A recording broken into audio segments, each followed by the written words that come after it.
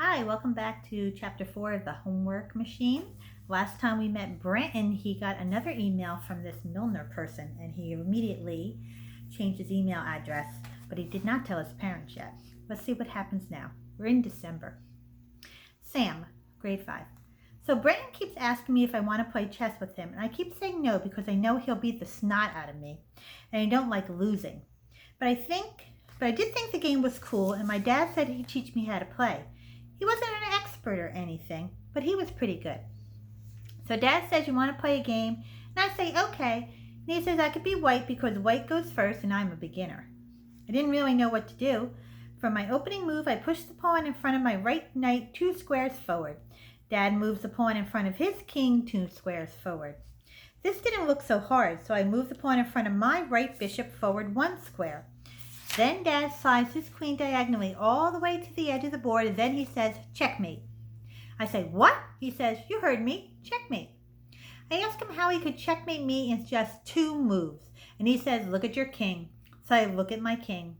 He's right, my king can't go anywhere, he's stuck. 2 stinking moves and my king was a dead man. The game was over. I say to myself, he's never going to do that to me again. Brenton, grade 5. I never thought Belch was such a big deal, the way the others did. It was just a tool to make a job easier, like a hammer or a screwdriver. It never interested me very much. What interests me? I'll tell you what interests me. When a whole bunch of people all start doing the same thing at the same time for no apparent reason. That interests me. It's psychology, I guess. I found it fascinating that all the boys would suddenly come to school wearing backward baseball caps, or that all the girls would start wearing ankle bracelets or ponytails. Right? Why? These things have to start somewhere, right? Someone, somewhere, has to be the first one to do something. I thought it would be interesting to create a fad. So I designed this software program. It was very simple. It took the words wear red socks to school on Thursday and duplicated it and inserted it randomly into documents. I guess you call it a virus, because I sort of let it loose all over the internet and people passed it around. I didn't tell anyone at school about it. I just did it for the fun of it. Kelsey, grade 5. I was in a check room one night and somebody said something about wearing red socks to school. It sounded like a cool idea and everybody said they would do it. And we all tell our friends to do it too. Miss R, 5th grade teacher.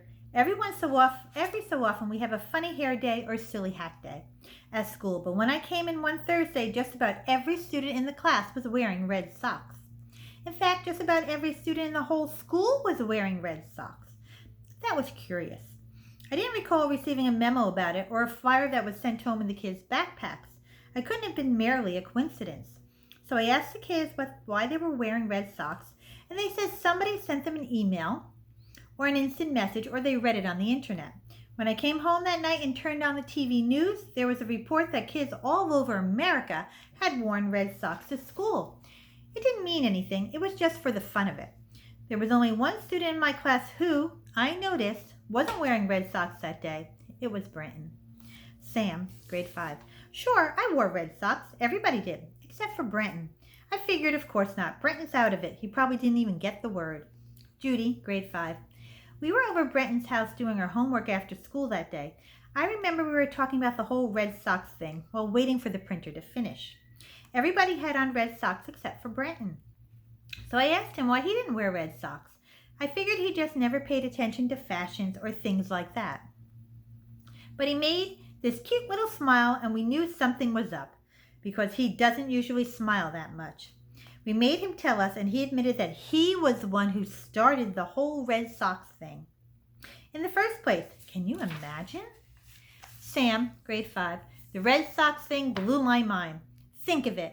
This one kid took his computer and with a few keystrokes got just about everyone in America to do this dumb thing. It was cool, and that kid was sitting next to me. Think of the power. He could make every kid in America hop backwards and recite the Pledge of Allegiance if he wanted to. Kelsey, grade 5. I remember the night of the Red Sox day, everybody online was chatting about how cool it was. I couldn't resist. I told everyone I knew the guy who started the whole thing. I didn't mention Brenton's name. Right away, I got an IM from some guy asking me who pulled off Red Sox Day. I didn't tell him. I didn't think Brenton wanted everybody to know. This guy gave me his name and an email address in case I changed my mind. The name was Milner. Judy, grade 5. One of the nicest things about Belch was that I had more time after school. I asked my mom if I could take ballet class on Wednesdays, and she said sure, as long as I still had time to do my homework. Before we had Belch, I spent just about every day after school doing my homework. There was no time for anything else. Sam, grade 5. Sometimes when I was sitting at home playing video games or watching TV or just hanging out, I would think about the other saps in my class who were doing homework right now. Ha! Suckers! This is the life. I felt like I won the lottery or something. Ronnie, grade 5. Oh, this is a new person. I had been watching those D-Squad jerks from across the room. I knew something was up way back in December. One day I saw Snickwad, who was relatively cool, walking home from school with that dweeb Brenton. What was up with that? No way the two of them could be friends. Not in a million years. It didn't make sense. I was suspicious. Something was up. I just didn't know what. Judy, grade 5. I thought that I would just try Brenton's machine a few times and then go back to doing my homework the old-fashioned way. But I realized that I like not having to work so hard on my homework. I like the extra free time. It was so easy to just slip the homework assignment into the scanner and watch this finished homework come out at the other end a few minutes later. It was like a microwave popcorn. My mom told me that when she was a girl, they popped popcorn in a big pot on the stove with oil, and it was greasy and hard to clean up. Now she just makes popcorn in the microwave, and she says she would never go back to the old way. That was how I started to feel about homework. Sam, grade 5. My dad said if we played a game of chess every night, I would get better and better. So we started playing every night. The first thing Dad told me is that wars aren't won or lost because of guns and soldiers and shooting. They're won or lost because of strategy. He said the way to win is to build a strong position by slowly accumulating advantages. Like you want to try to control the 4 squares in the center of the board.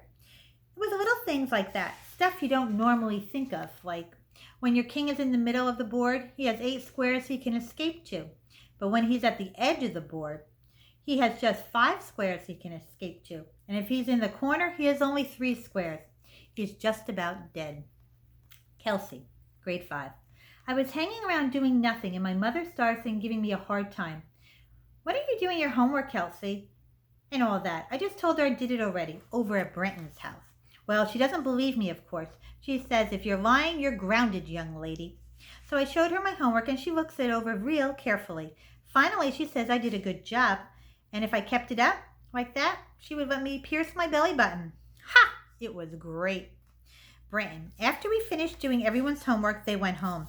They didn't usually hang around, and that was fine with me. I had my own projects to work on.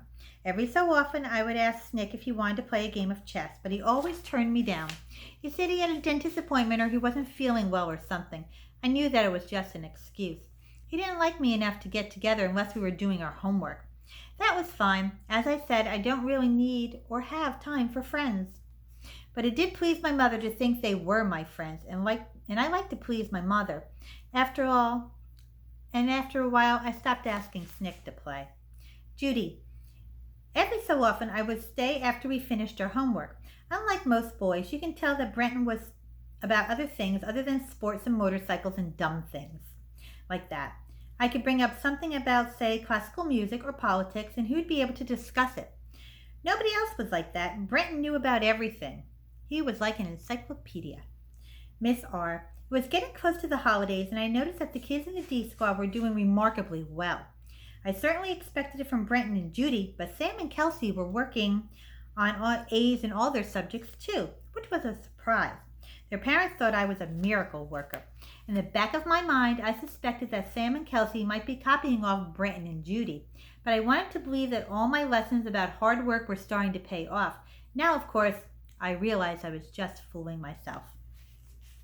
Okay, well, that's the end of this portion of Chapter 4. Tune in next time and we'll finish Chapter 4. Have a great day.